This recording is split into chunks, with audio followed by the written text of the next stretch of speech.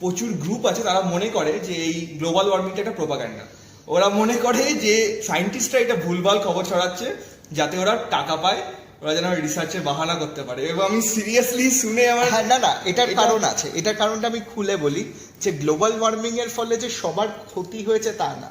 এবার দেখো তুমি আমেরিকারই কিছু, ধরো অ্যালাস্কার কিছু লোক, ওখানে এত ঠান্ডা, গ্লোবাল ওয়ার্মিং কি করছে, আস্তে আস্তে গরম করে দিচ্ছে জিনিসটা।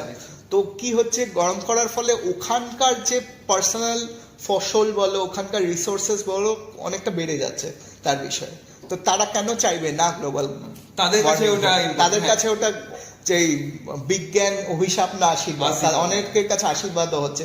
তো তারা যেহেতু পাচ্ছে সেই জিনিসটা, বেনিফিট পাচ্ছে, তো এবার প্রোপাগান্ডা সেরকম ভাবেও ছড়ানো হয়। হ্যাঁ, তাও হতে পারে, তাও হতে পারে। আর অল ওভারে দেখতে গেলে বেশিরভাগকে ক্ষতি হচ্ছে, কিন্তু ওদের একটু লাভ আছে। এবার ক্ষতি সব থেকে হচ্ছে ট্রপিক্যাল আইল্যান্ড গুলো, যে গ্লোবাল ওয়ার্মিং